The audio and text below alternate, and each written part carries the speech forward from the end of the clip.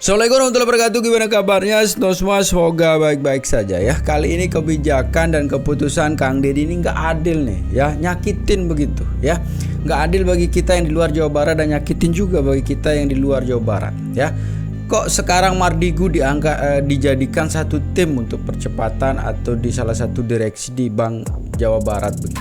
Karena kita tahu Mardigu itu seperti apa, Helmi Yahya seperti apa. Beliau itu sosok yang luar biasa dan dijadikan sekarang tim. Ini nyakitin itu daerah yang lain nih Kang Deddy ya. Tapi ini menarik sebetulnya ya untuk kita reaksi gebrakan-gebrakan yang luar biasa dari Kang Deddy, termasuk gebrakan yang saat ini yang nyakitin nih, yang nggak adil nih untuk kami yang di luar Jawa Barat ya. Dan kami penasaran bagaimana sih serba terjang nantinya kebijakan-kebijakan kembali dari Bang Mardigu dan Bang Helmi Yahya. Sosok dua ini luar biasa ya. Jadi menarik untuk kita reaksi semeton ya. Bagaimana videonya? Ini dia. Gubernurnya jangan mau dilayani oleh Bank Jabar. Ya lengkap, tidak ada korupsi lagi. Satu, pemerintah provinsinya tidak boleh mengintervensi Bank Jabar. Kedua, gubernurnya jangan mau dilayani oleh Bank Jabar. Dan saya nggak mau dilayani. Saya sudah bisa melayani diri saya sendiri. Nah, kemudian berikutnya adalah jajaran direksinya harus jujur. Karena kita berkomitmen, saya mengorbankan seluruh apa yang menjadi ego politik saya demi profesionalisme, demi keberlangsungan Bank Jabar, maka amanahnya harus dijaga dengan baik. Salam untuk seluruh rakyat Jabar Banten dan seluruh rakyat Indonesia. RUPS sudah memutuskan untuk jajaran komisaris utama dan komisaris. Ya, mangga komisaris utama. Nggak ada yang tahu kalau Wowik, nggak ada yang tahu. Wowik apa? Prasantio. Oh, Wowik Prasantio. Padahal Bosman Mardigu yang saya tahu. Ada Bang Helmi Yahya, terus ada Pak Herman, ada Pak Tomsi, ya kan? Pokoknya semuanya Insya Allah saya bersikap. Ini ada Pak, ini senior saya banget, Pak Tomsi. Pokoknya untuk perbankan ini walaupun saya politisi sejak kecil, saya bersikap profesional, independen. Saya lebih mementingkan kepentingan seluruh pemegang saham dan rakyat Jabar Banten serta rakyat Indonesia dibanding kepentingan pribadi politik saya. Ini adalah semangat baru, bersikap profesional untuk kemajuan Indonesia. Jawa Barat istimewa, Banten maju. Well berudak. Tadi saya sudah kenalin jajaran komisaris utama dan komisaris. Hari ini saya kenalin jajaran direktur utama dan direktur di Bank Jabar. Tetapi mereka harus mengikuti proses fit and proper test dulu yang diselenggarakan oleh Otoritas Jasa Keuangan atau OJK. Tapi kita berdoa mudah-mudahan lulus seleksi. Karena mereka adalah orang-orang yang saya percaya dan sudah siap mengorbankan seluruh ego kesenangan pribadinya demi kebesaran Bank Jabar, ya kan? Nah ini direktur utama Pak Yusuf. Pak Yusuf, kenalin lagi para direkturnya. Sampurasun. Nah, Selamat sore. nah udah. Saya Yusuf Saaduddin, pilihan Pagub, direktur utama. Kan pilihan seluruh pemegang saham. Oh, iya. Udah situ, siapa lagi direkturnya? Saya Hana Dartiwan, saya direktur keuangan. Oke, laki-laki kan? Istrinya Hani. Oke, terus siapa lagi? Mulyana Pak, direktur korporasi dan UMKM. Terus siapa lagi? Oke, siapa lagi? Ya, ini Abang Jab. Ya, ini Mas Joko ini sebenarnya sudah lama kerja di Bank Jabar, harusnya jadi Jaka. Ya. Oke, ada beberapa pertanyaan ya yang ini akan menjadi representasi dari keinginan para pemegang saham dan pelanggan atau customer gitu kan, atau konsumen dari Bank Jabar. Yang pertama, Bapak bersedia nggak menurunkan biaya operasional dari 90% menjadi 50%? Siap. Bersedia ya? Siap. Oke, Bapak bersedia nggak memberhentikan para pegawai yang tidak produktif yang membebani perusahaan? Siap. Sedia. Bapak bersedia merestrukturisasi jumlah jabatan menjadi sedikit? Siap. Oke, Bapak bersedia tidak untuk merestrukturisasi jumlah kantor yang tidak efektif menjadi kantor yang efektif? Siap. Bapak bersedia nggak melawan tekanan politik manakala ada orang ingin mengajukan pinjaman ke Bank Jabar dengan tujuan negatif yang berakibat pada kerugian Bank Jabar, dan orang itu mengancam pada Bapak untuk diberhentikan apabila tidak mengikuti? Ya. Pilih mana? Pilih mengikuti keinginan orang untuk kredit besar tapi bermasalah, pilih diberhentikan. Diberhentikan. Kalau saya pilih tidak diberhentikan dan pilih kreditur yang baik.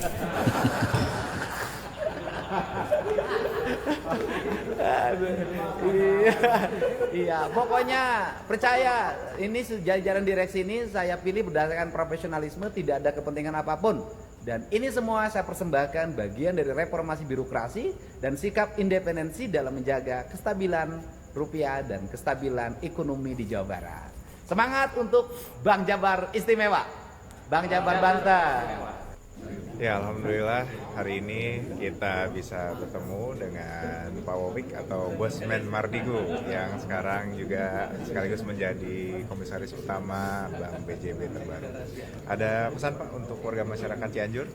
Teman-teman di Cianjur, kita tahu sekali bahwa ekonomi berat, apalagi katanya Trump akan menerapkan segala macam. Cianjur cukup terpengaruh, Ya. tapi kita akan memfokuskan ke Cianjur mungkin ya untuk pangan dan transportasinya. Jadi lihat nanti gerakan kita pasti akan membangun Cianjur Baik. dengan cepat. Terima kasih banyak Pak. Terima kasih Pak.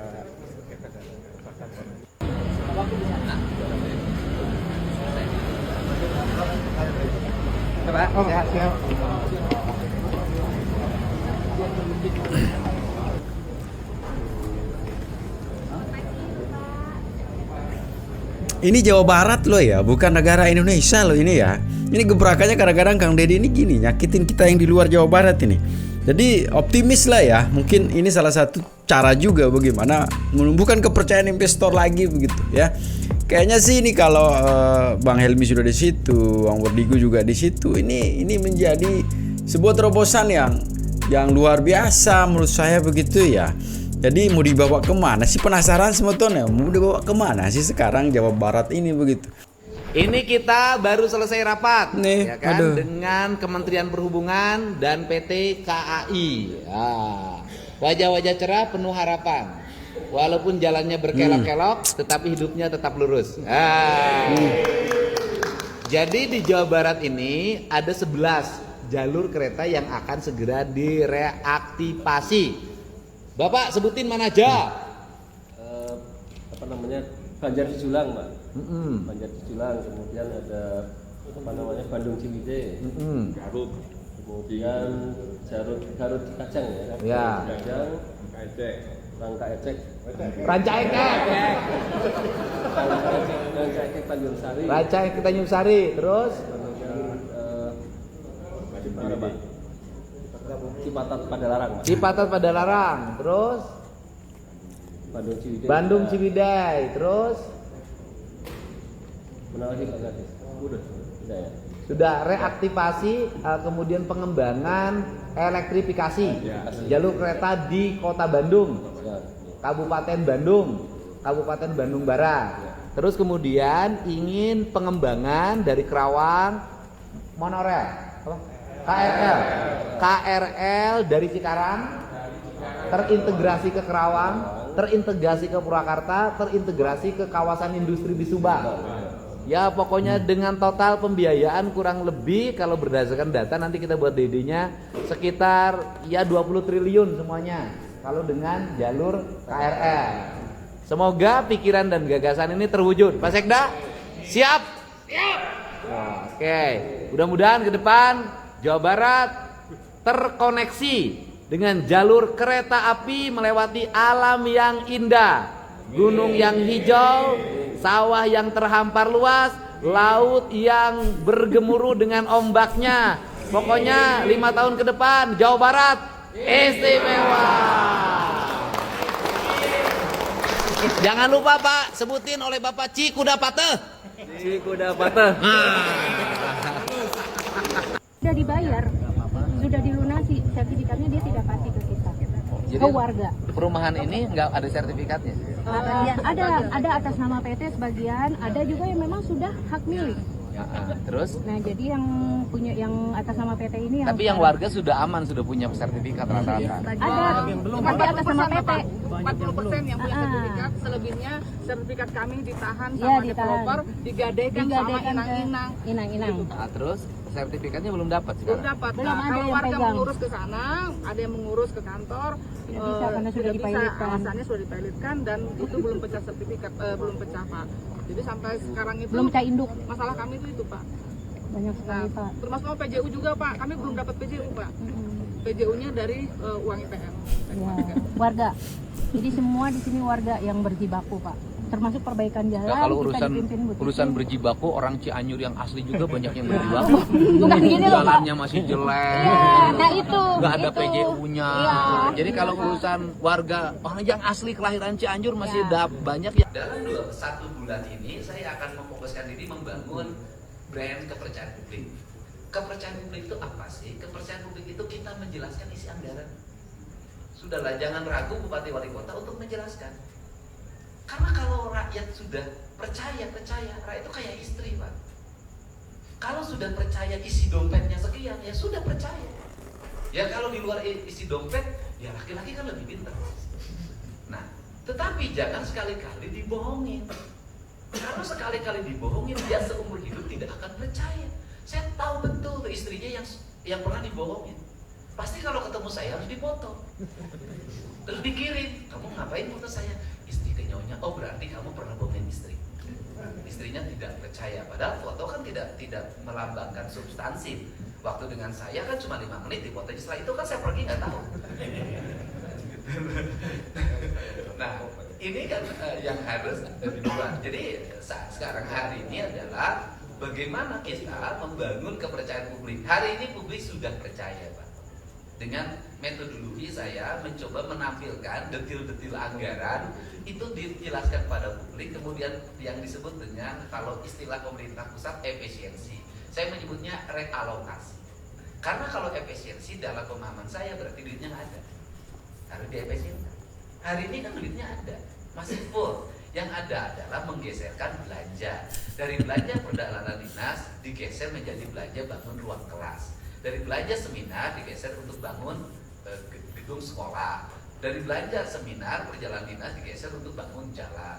Totalitas pendapatan dari sektor pajak kendaraan bermotor harus 100% untuk infrastruktur jalan. Kemudian infrastruktur jalan di dalamnya ada marka jalan, kemudian ada PJU, ada CCTV dan berbagai kelengkapan taman lainnya yang buat kenyamanan bagi pengguna jalan. Ini akan melahirkan kepercayaan publik yang tinggi kalau orang sudah merasakan manfaat dari pajak. Nah, hari ini kan kita bisa melihat bagaimana orang bayar pajak dalam keadaan riang gembira, ngantri 6 jam, ngantri 7 jam, panjang antriannya sampai 2 km. Tapi mereka masih sangat bahagia karena punya harapan dengan bayar pajak maka nanti dia bisa mendapatkan jalan mulus. Ingat para bupati, bayar pajak untuk jalan mulus, bukan untuk paha mulus. Bapak karyawan di dia. Karyawan Strawberry. Karyawan Strawberry. Karyawan Strawberry. Alhamdulillah Pak.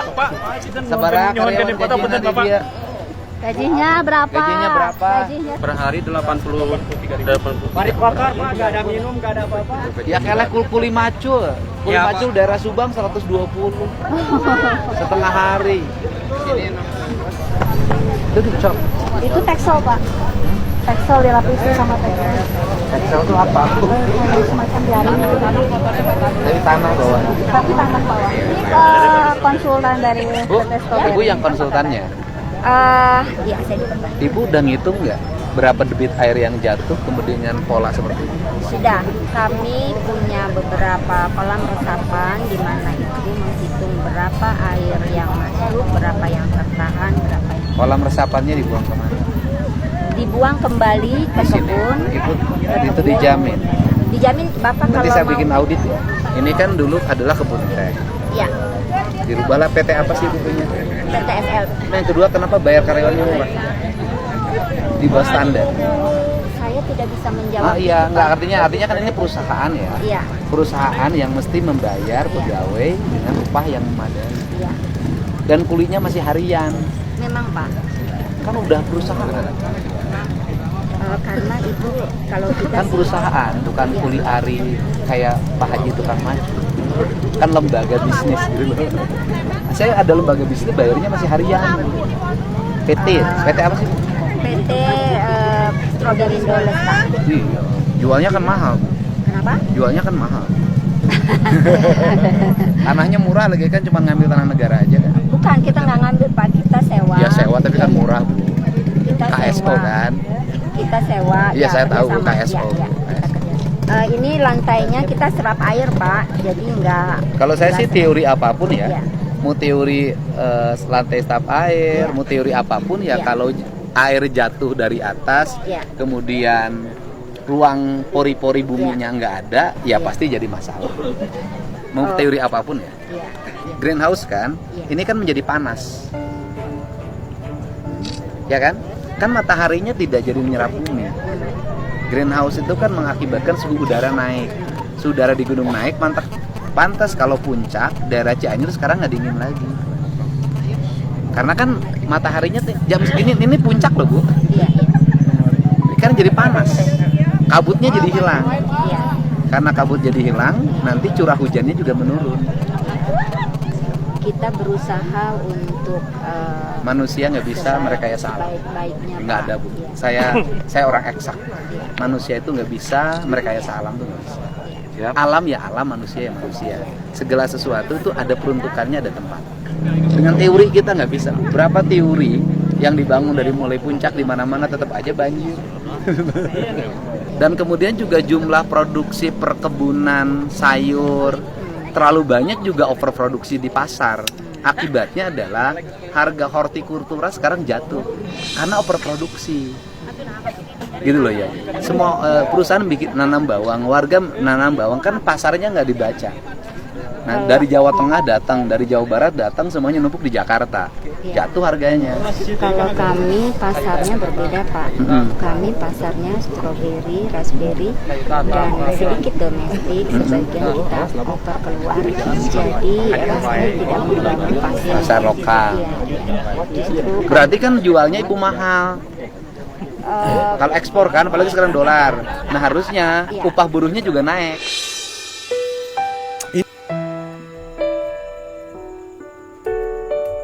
Saya ini begitu menjabat merasakan Bu, bahwa harga bencana itu lebih mahal membayarnya dibanding harga produksi. Betul. Itu yang lagi saya. Jadi saya tuh bukan saya tuh orang pertanian gitu loh. Saya ngerti pertanian, saya ngerti arah kebijakan negara, tetapi dua-duanya harus seiring sejalan. Jadi hitungannya harus tepat. Gitu loh. Nanti kan kalau terjadi bencana di bawah, longsor di bawah, kemudian banjir di bawah, larinya kemana? Pemerintah. Harusnya setiap perubahan struktur, perubahan kultur itu hitungannya harus tepat, dan pemerintah daerahnya harus ngerti lingkungan. Nanti Pak Bupati, Kepala Dinas Lingkungan Hidupnya harus sangat paham lingkungan. Kalau penjelasan pengusaha di awal pasti begini, biasa Bu. Iya, sampai sekarang kami tetap berkomunikasi dan minta arahan kepada dinas lingkungan. Semua Pak. Soalnya gini, kan ini gunung Bu ya. Gunung itu di atas kan pohon. Iya. Pohon itu kan semakin mendekati awan kan. Nah kalau greenhouse begini kan jadi panas. Iya. Karena jadi panas, maka kabutnya hilang. Kalau kabutnya hilang, maka tidak bukan lagi puncak namanya, tapi lembah.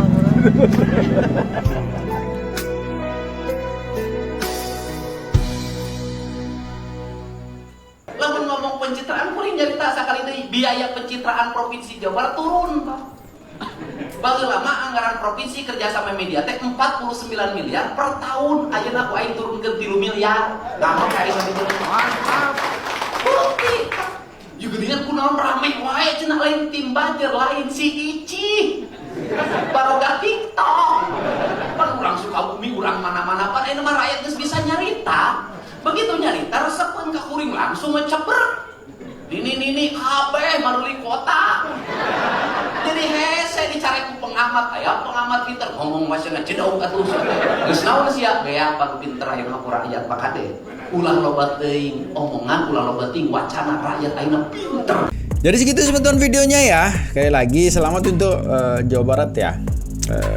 bikin orang penasaran saja ya. Kayak lagi kebijakan Kang Deddy kali ini nyakitin ya, nggak adil ya bagi kami yang di luar Jawa Barat ya. Segitu sebetulnya, tapi intinya kita sebagai warga negara Indonesia kita harus tetap jaga persatuan dan kesatuan kita ya. Assalamualaikum warahmatullahi wabarakatuh.